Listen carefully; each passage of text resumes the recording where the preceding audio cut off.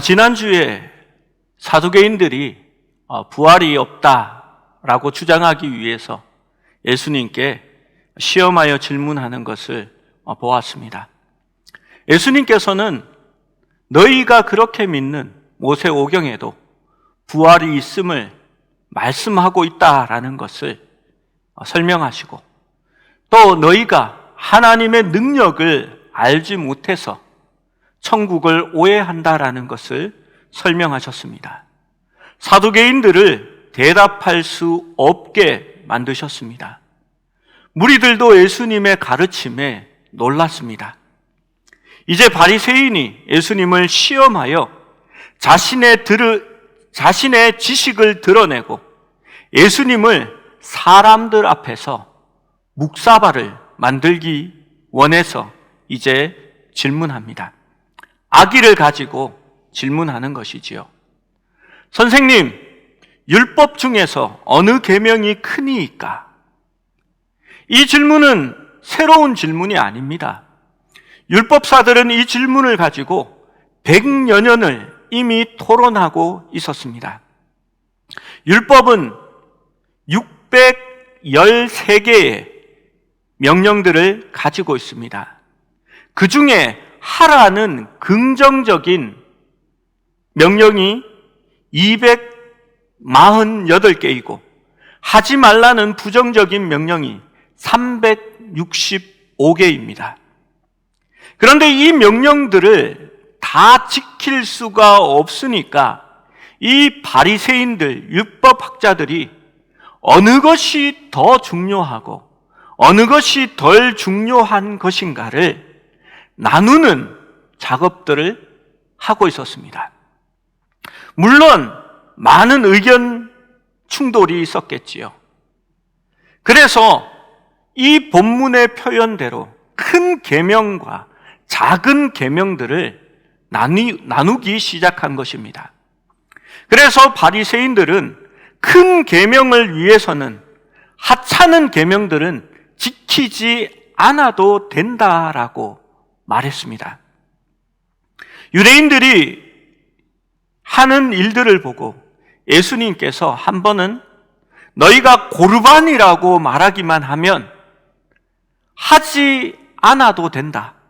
부모님께 마땅히 드려야 할 것을 고르반이라고 하면 드리지 않아도 된다라고 말하는 것이 잘못이다라고 말한 것이 이러한 의미입니다.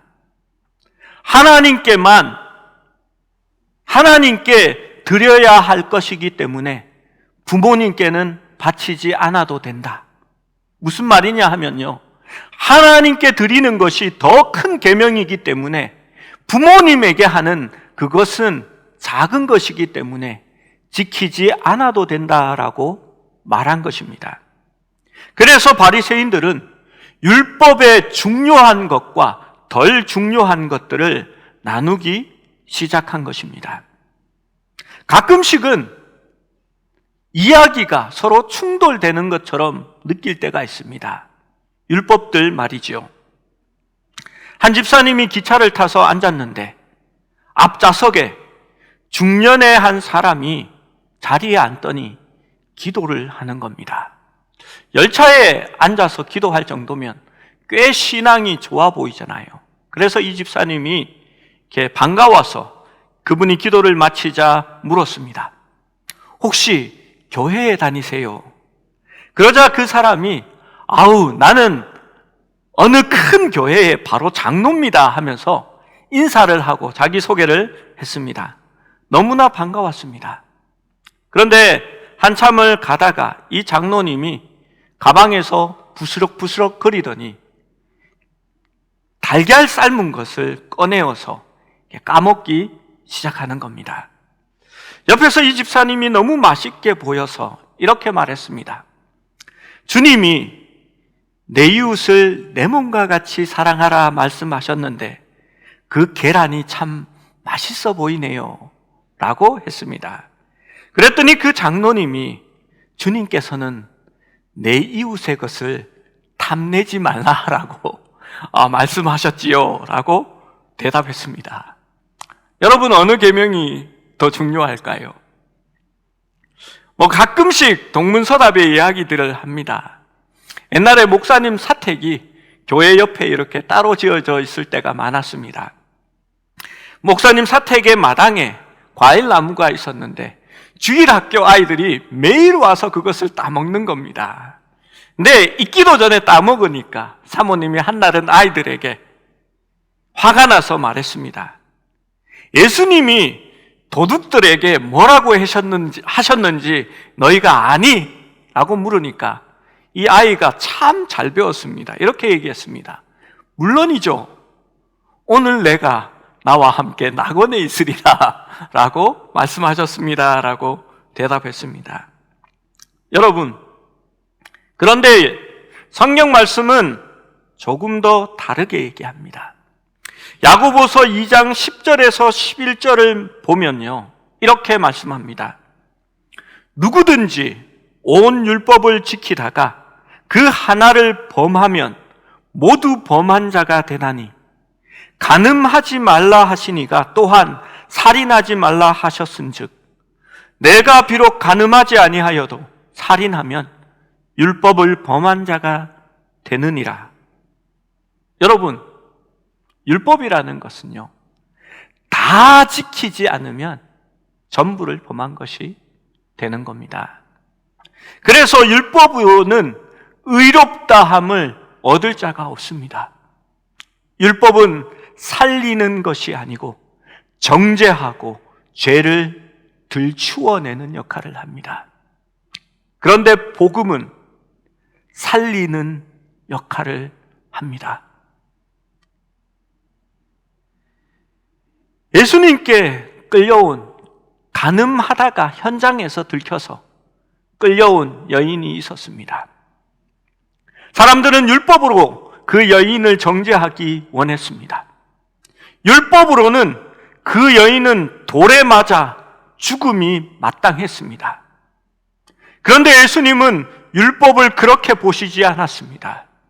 율법 뒤에 있는, 율법을 왜 주셨냐 하면 죄를 깨닫고 회개하고 살리기 위해서, 하나님을 만나도록 하기 위해서 주셨다는 것을 알게 하기 원하셨습니다.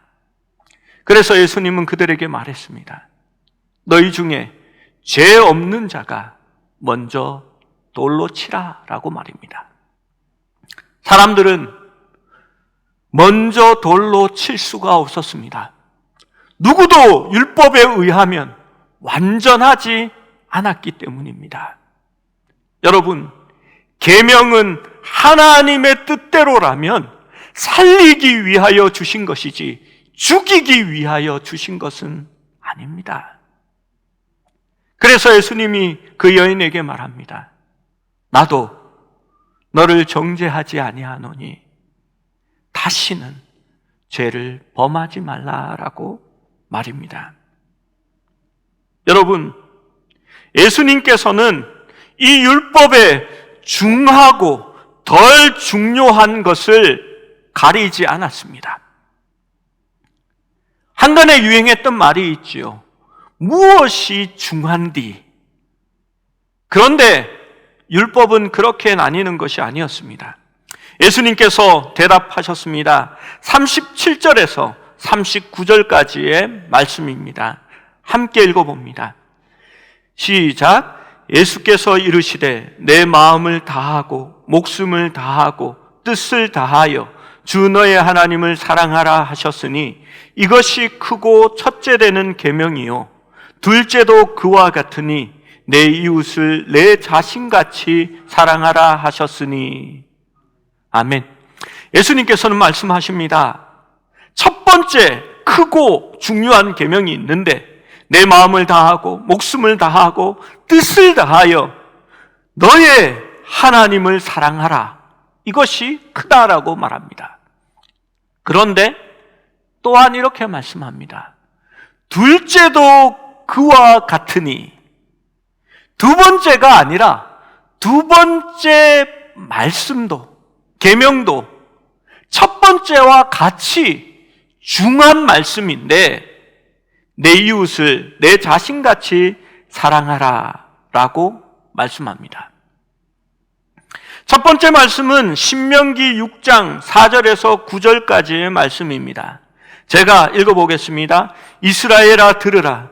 우리 하나님 여호와는 오직 유일한 여호와시니 너는 마음을 다하고 뜻을 다하고 힘을 다하여 내 하나님 여호와를 사랑하라.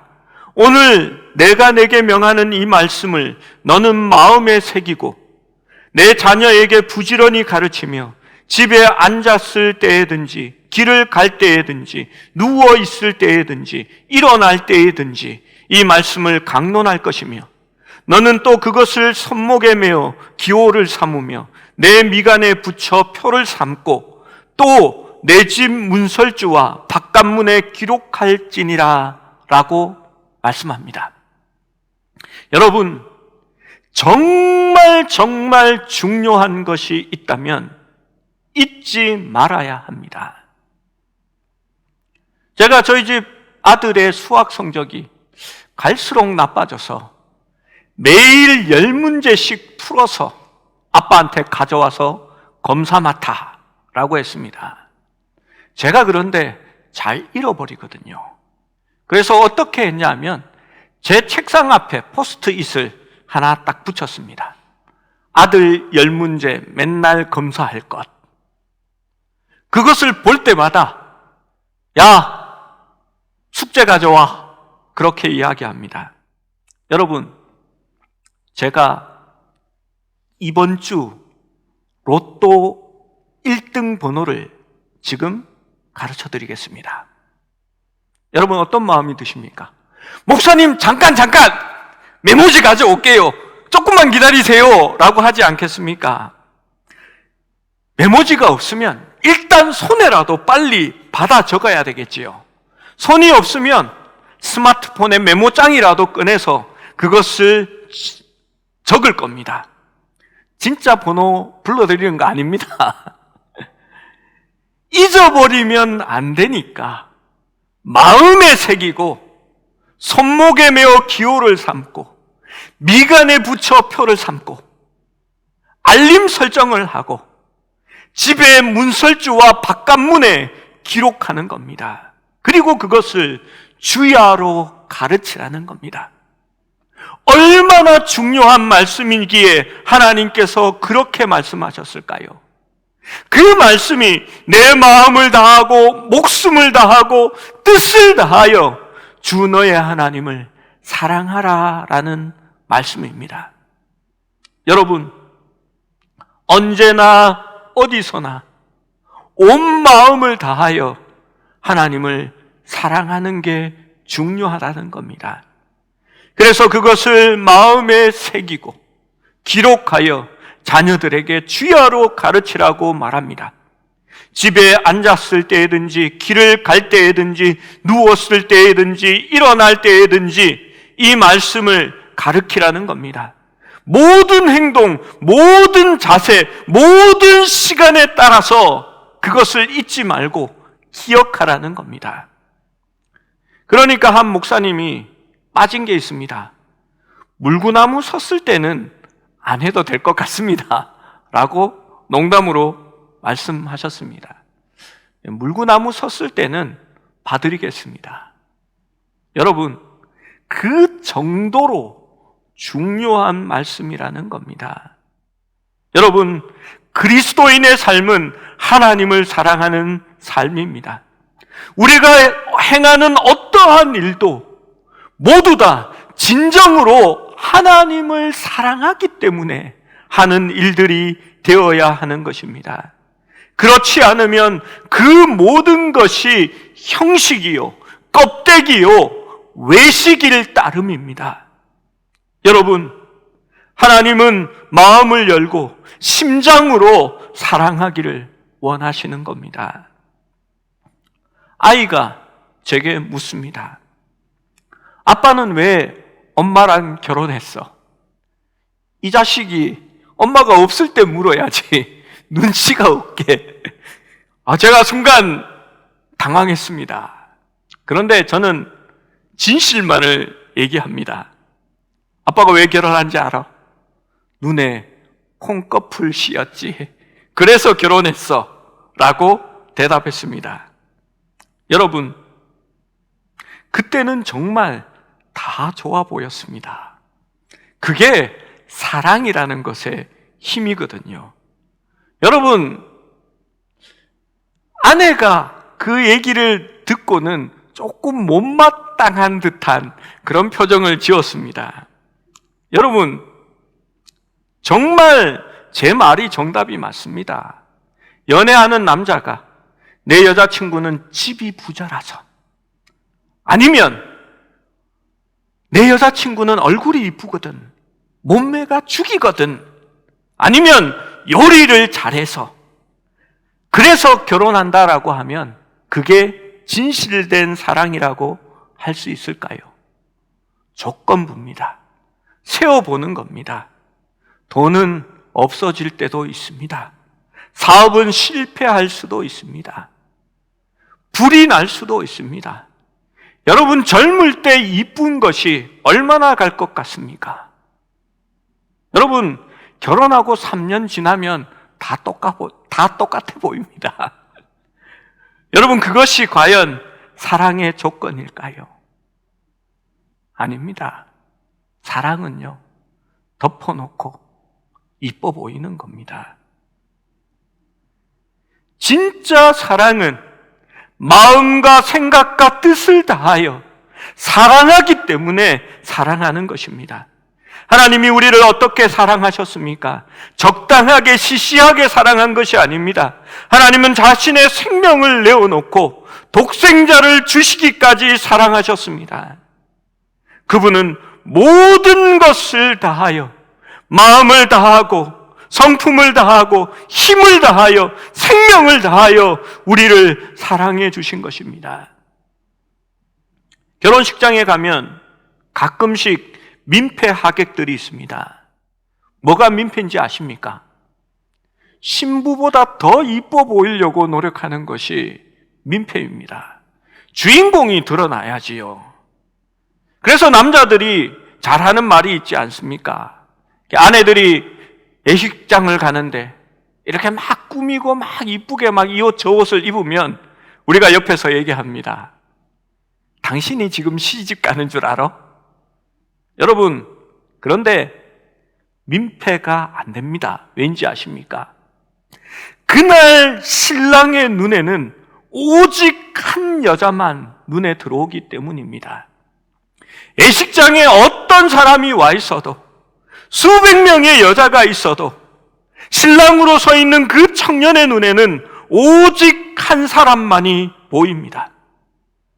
여러분, 우리가 모든 것을 다하여 하나님을 사랑한다라고 할 때는 우리 주변에 있는 모든 것이 사라지고 오직 하나님만 보이며 형식적이고 조건적인 사랑이 아니라 하나님만을 사랑하는 사랑으로 나아가야 한다는 것입니다. 때로는 권태기로 변해버린 우리의 삶에 하나님께서는 지금 말씀하십니다. 너의 전부를 거는 마음과 뜻과 생명과 힘을 다하여 사랑하라라고 말씀하는 겁니다. 그것이 첫 번째 가장 큰 계명입니다. 예수님을 버리고 배신하여 떠나갔던 베드로에게 예수님은 찾아오십니다. 많은 것을 따질 수도 있었고 책망하실 수도 있었고, 네가 다시 나를 따르려면 이러한 조건을 가져야 한다라고 말할 수도 있었을 텐데, 예수님은 오직 한 가지만 연거푸 3번 물으십니다. 베드로야, 내가 나를 사랑하느냐? 오직 그것만 묻습니다. 그것 하나면 모든 것이 덮어지고 모든 것이 다시 시작될 수 있기 때문입니다. 사랑하는 여러분, 그 사랑으로 주님을 사랑하는 여러분이 될 수 있기를 축원합니다. 두 번째로 예수님은 또 그와 같은 큰 계명을 말씀합니다. 이것은 두 번째가 아니라 그와 같은 첫 첫 번째 계명과 같은 말씀이라고 하면서 내 이웃을 내 자신같이 사랑하라 라고 말씀하십니다. 레위기 19장 18절에 있는 말씀이지요. 만약 우리가 하나님과 바른 관계를 가지고 있다면 하나님의 계명을 행하는 것에 아무런 문제가 없습니다. 하나님을 사랑하는 것이 순종의 기본이 되기 때문입니다. 사실 모든 율법은 사랑으로 행해져야만 의미가 있는 것입니다. 저는 이번 휴가 때에도 캠핑을 다녀왔습니다. 사실 저는 캠핑을 별로 좋아하지 않습니다. 캠핑을 갈 때 너무 번거롭기 때문입니다. 제 아내가 좋아하는 캠핑은 미니멀 캠핑이 아니라 요즘 미니멀 라이프를 추구하잖아요. 제 아내에게 부탁합니다. 캠핑도 미니멀 캠핑을 추구했으면 좋겠습니다. 여러분, 엄청난 짐을요, 제 차가 큰 차인데 테트리스 하듯이 차에 집어넣어야 합니다. 그리고 몇 시간 운전해 가서 도착하면 바로 텐트와 타프를 쳐야 합니다. 그리고 그것을 다 치고 나면 편안하게 힐링하며 쉬는 것이 아니라 또 바베큐도 해야 되고 뭐 이것저것 시키는 일들을 해야 합니다. 좋아하지는 않는데 즐거운 마음으로 갑니다. 왜냐하면 아내가 좋아하기 때문입니다. 저는 놀이동산을 좋아하지 않습니다. 그런데 1년에 한 번 정도는 가는 것 같습니다. 아이들이 좋아하기 때문입니다. 저는 사랑하는 아이들을 위해서 즐거운 마음으로 놀이동산에서 방황을 합니다. 사랑하는 사람이 좋아하는 것은 묘한 전념성을 가집니다. 그가 좋아했기에 내가 좋아하고 그분이 절교했기에 나도 그 일을 하는 것입니다. 나는 관심이 없었는데 그 사람이 관심이 있다고 하니까 그냥 그렇게 관심을 가져보게 됩니다. 여러분, 하나님이 그들을 사랑하고 불쌍히 여기시기 때문에 그들을 나도 사랑하기 시작하는 겁니다. 왜 선교사님들이 타지에, 오지에 있는 모르는 사람들을 위해서 거기에 가고 자기의 시간과 생명을 거기에 바칠까요? 나를 사랑하시는 하나님, 내가 사랑하는 하나님이 그들을 사랑하기에 나도 그들을 사랑하게 되는 것입니다. 여러분, 사랑하는 하나님은 보이지 않습니다. 하나님을 사랑한다는 것은 영적인, 내적인 열정입니다. 하지만 이 하나님의 사랑이 다른 사람을 내 몸과 같이 사랑할 때에 외적으로 그 사랑이 표현되고 있는 것입니다. 따라서 다른 사람을 사랑한다라는 것은 하나님을 사랑하는 그 표현의 외적인 모습입니다. 그래서 이웃을 내 몸과 같이 사랑하라는 그 계명이 구약과 선지자의 말씀의 성취가 되는 것입니다. 여러분, 이웃을 사랑하라라는 두 번째 계명은 첫 번째 계명을 지키는 가시적인 형태라는 의미입니다. 하나님은 눈에 보이지 않습니다. 하나님이 우리와 함께 계신다라는 것을 사람들은 알지 못합니다. 그러나 우리가 서로 사랑할 때 사람들은 우리 안에 하나님이 살아계신다라는 것을 눈으로 보게 된다라고 성경은 말씀하는 것입니다. 하나님을 사랑하는 것이 이 두 번째 계명보다 더 중요하다, 덜 중요하다라고 말하는 것이 아닙니다. 하나님을 사랑하는 그것은 두 번째 계명을 통하여, 이웃을 사랑하는 그 계명을 통하여 실제적으로 나타나고 가시적으로 보여지며 명백해지고 충만해지는 것입니다. 바리새인들은 하나님을 사랑하는 것만이 중요하다고 생각합니다. 그래서 그들은 고르반하기만 하면 부모에 대한 사랑도 버릴 수 있는 사람이었습니다. 그들은 하나님을 사랑하는 것이 아니라 스스로 욕심을 위한 종교를 사랑한 것입니다. 하나님에 대한 사랑은 거대한 블랙홀이 되어 자기 주변에 있는 모든 것을 삼키고 희생시키는 열정과 고집, 독선이 아닙니다. 하나님을 사랑한다면 그 내적인 사랑의 열정이 여러분 한 사람 한 사람을 통하여 외적으로 이웃을 사랑하는 그 사랑으로 드러나야 한다는 것입니다. 예수님은 우리가 자신을 사랑하듯이 이웃을 사랑하라고 명령하십니다.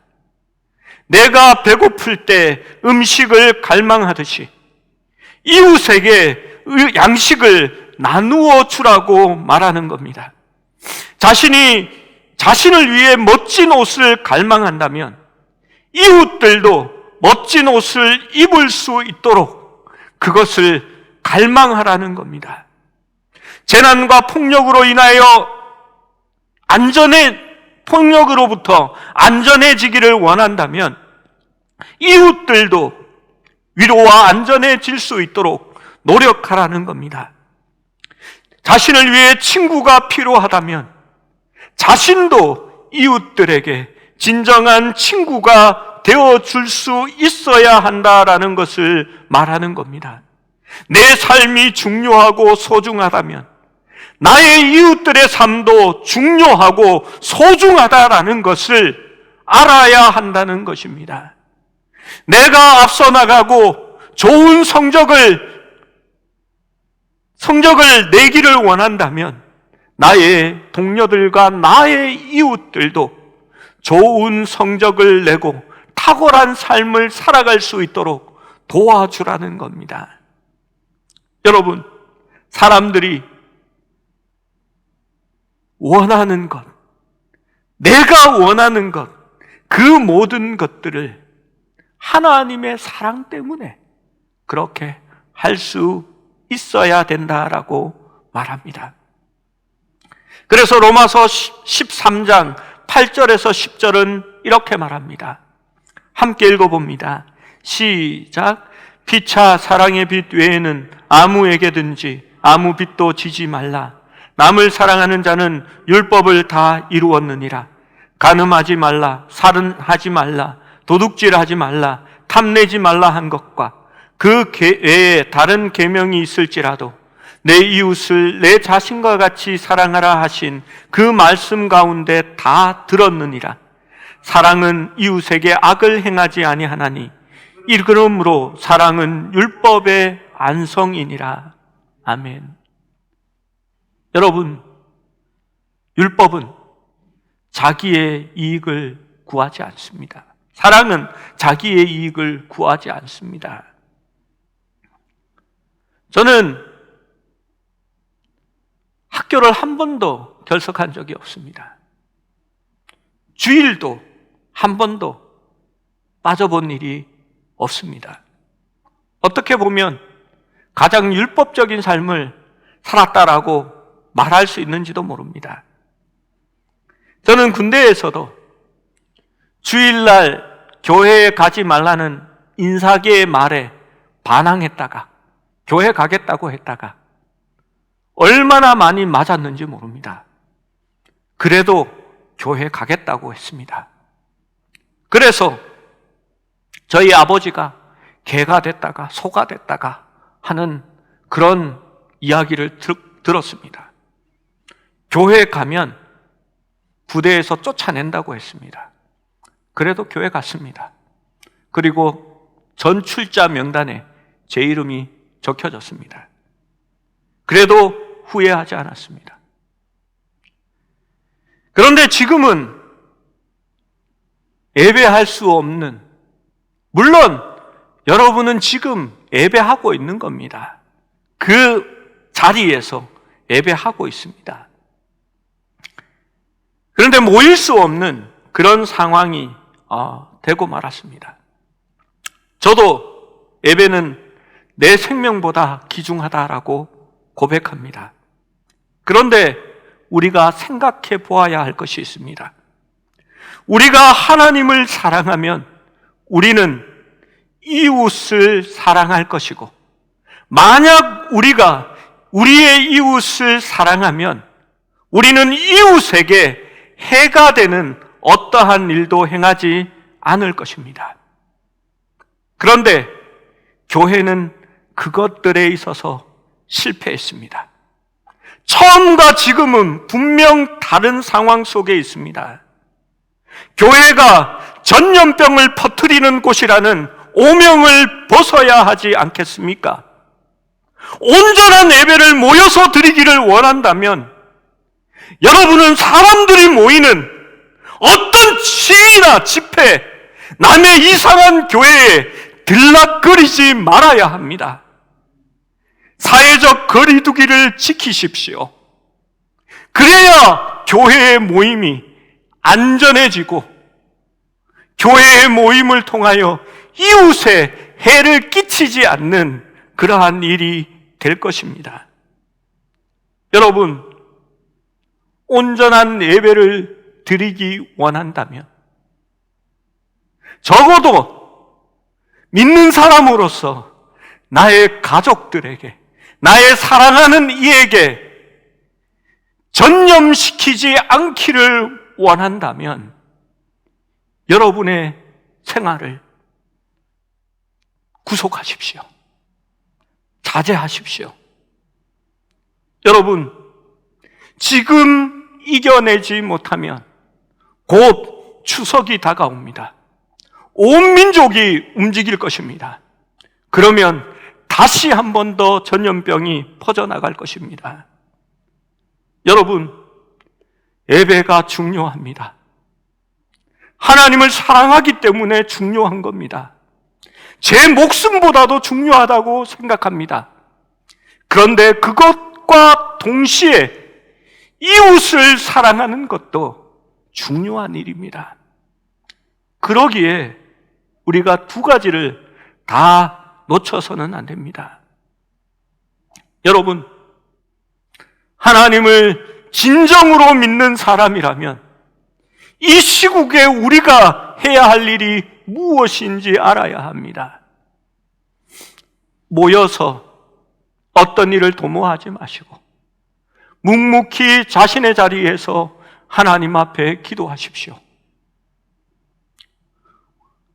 우리가 하나님 앞에 잘못 행한 것이 무엇이 있는지, 하나님 앞에서 이 땅의 교회가 왜 바로 서지 못했는지를 되돌아볼 수 있는 시간이 되었으면 합니다.